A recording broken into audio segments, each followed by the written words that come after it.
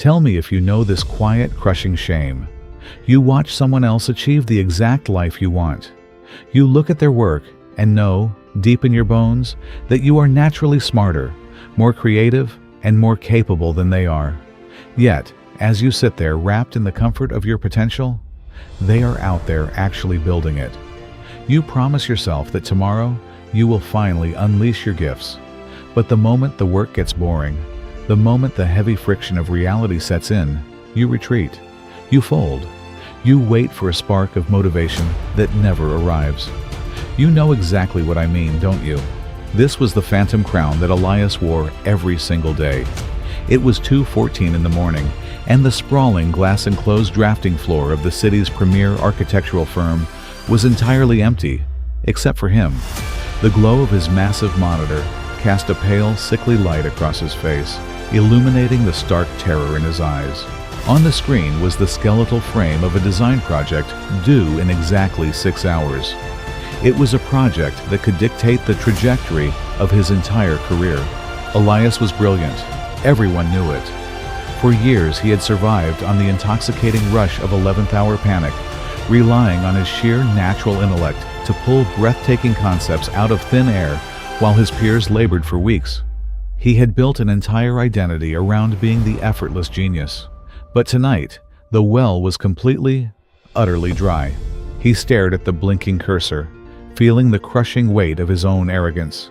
His mind, usually a rapid-fire engine of creativity, was choked with a thick, paralyzing fog of anxiety. He could physically feel the friction in his chest, a tight, suffocating band of resistance screaming at him to close the laptop, to walk away, to blame the client, to blame the exhaustion, to escape into anything but this deeply uncomfortable reality. Across the aisle, bathed in shadow, sat the meticulously organized desk of his colleague Marcus. Marcus was not brilliant. He was slow, he was rigid. But every day, Marcus had stayed until 6 p.m., laying down one brick of effort at a time, indifferent to motivation. Marcus was already asleep at home, his flawless project submitted 3 days ago.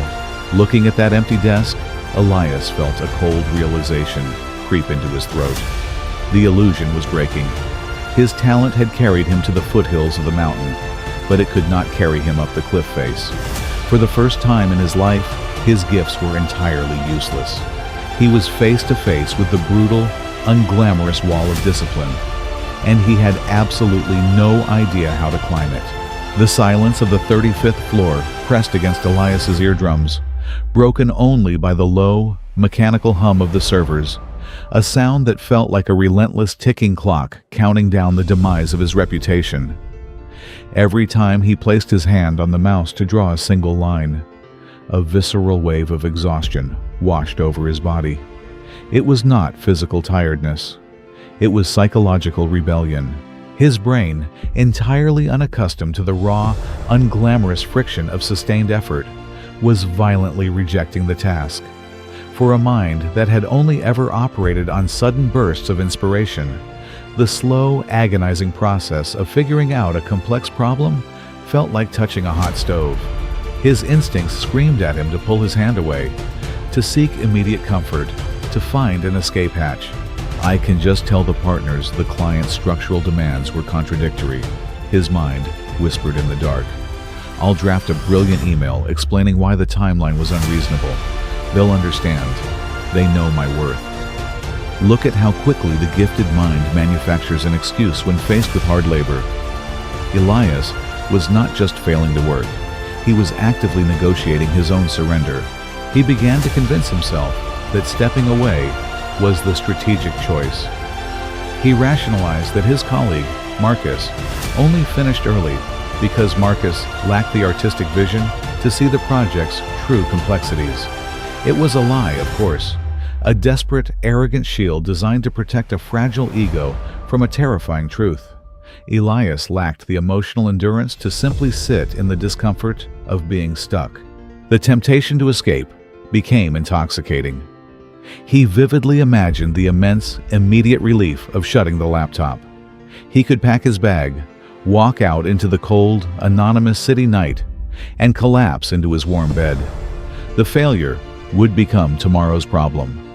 The pain of the present would instantly vanish. The comfort of that surrender pulled at him with the inescapable gravity of a black hole. Slowly, his hand moved across the desk. He clicked the icon in the corner of his screen. The complex architectural software vanished, snapping to a sterile, blank desktop. The heavy, agonizing friction in his chest evaporated, replaced by the hollow, narcotic warmth of giving up. Elias stood up in the empty office, slinging his heavy coat over his shoulder. He turned his back on the glowing monitor, fully prepared to walk to the elevator and leave his potential behind forever. The elevator lobby was entirely silent, bathed in the sterile, unblinking fluorescence of corporate midnight. Elias stood before the heavy brass doors, his finger hovering inches from the call button. The escape he craved was right there. All he had to do was press it, and the agonizing friction of his failure would be deferred. But as he looked up, he caught his own reflection in the dark, polished metal of the doors. He did not see the effortless prodigy everyone praised. He saw a man deeply afraid of his own mediocrity. He saw someone who was about to trade his future for the cheap, temporary narcotic of a good night's sleep. He realized, with a sudden, suffocating clarity, that his entire life was built on a promise he had never actually kept.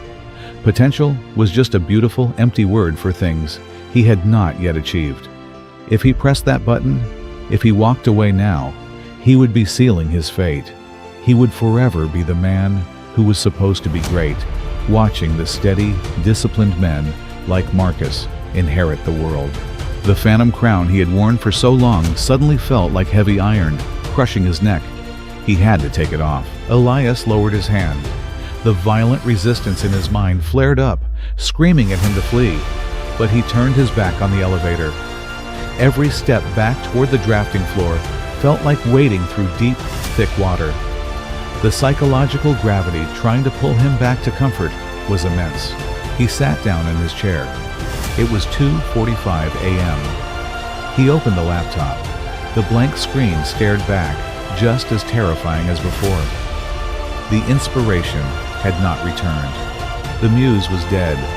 There was no sudden lightning strike of genius. There was only the ugly, brutal, and profoundly boring reality of doing the work. Elias placed his hand on the mouse. His jaw tightened. He drew the first structural line. It was clumsy. It was inadequate. His ego hissed in disgust at how pedestrian it looked. But he forced himself to draw another. He was no longer flying on the winds of talent. He was crawling through the mud of discipline. The friction was excruciating. Every 10 minutes, his brain begged him to check his phone, to walk to the break room, to do anything to alleviate the dull ache of sustained focus. But Elias pinned himself to the chair. He explicitly told his ego to sit down and be quiet. He dismantled his identity as a genius, brick by brick, and embraced the uncomfortable reality of being a laborer. Hours bled into one another.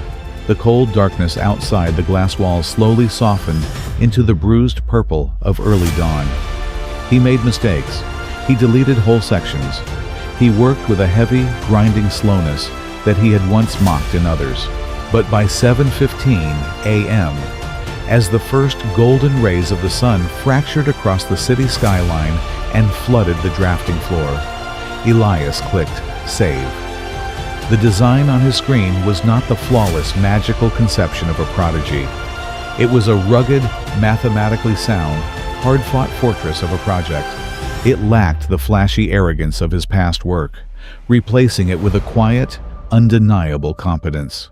He leaned back in his chair, his eyes bloodshot, his body aching with a bone-deep exhaustion.